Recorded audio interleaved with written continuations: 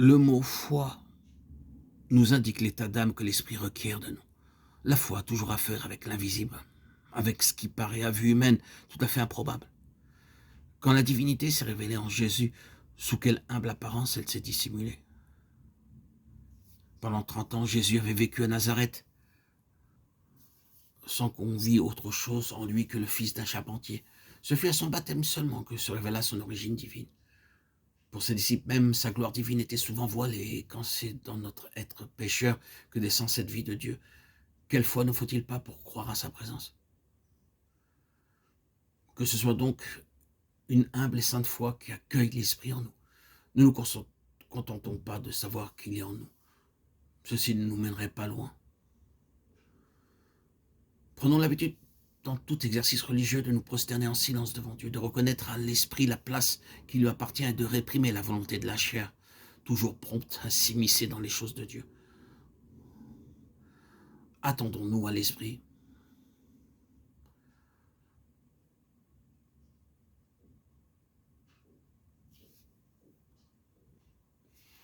Dans le silence, dans le recueillement, entrons dans le temple intérieur de notre cœur. Voyons que tout y soit soumis à l'Esprit et demandons au Père son action puissante. Quelque peu sensible que nous paraisse d'abord sa présence, continuons à croire qu'il est là. C'est par la foi qu'il faut saisir les dons de Dieu avant de les recevoir en réalité. Aussi sera-ce en continuant à croire en la présence de l'Esprit que nous en viendrons à savoir avoir qu'il agit en nous. Le monde ne peut point le recevoir parce qu'il ne le voit point, ne le connaît point. Nous n'avons pas reçu l'Esprit du monde, mais l'Esprit qui vient de Dieu, afin que nous connaissions les choses que Dieu nous a données. 1 Corinthiens 2,12. L'esprit du monde, la sagesse du monde ne peuvent pas connaître l'Esprit de Dieu. Il faut au contraire un esprit très détaché du monde pour connaître l'Esprit qui vient du ciel. Une église, un croyant peuvent avoir de justes notions de ce que dit l'Écriture du Saint-Esprit, et pourtant ne guère reconnaître en lui celui qui nous révèle la présence de Christ, Sauveur et Roi.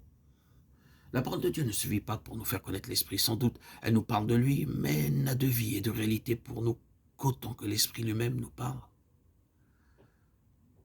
Frères, voulez-vous connaître l'Esprit de Dieu? Souvenez-vous qu'il se révélera à vous selon que vous vous soumettrez à ses lois, et celles-ci sont faciles à suivre.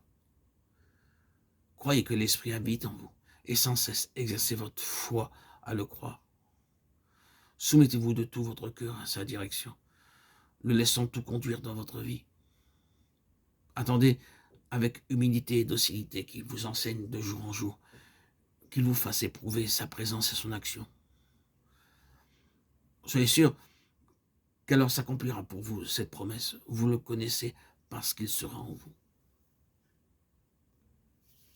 Si nous croyons que l'Esprit est une des 3 personnes de la Trinité, traitons-le comme une personne. Adressons-nous à lui comme à une personne.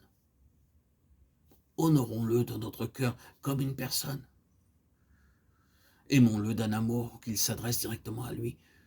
Craignons aussi de l'offenser. Conversons avec lui comme avec une personne et comptons sur lui comme sur une personne.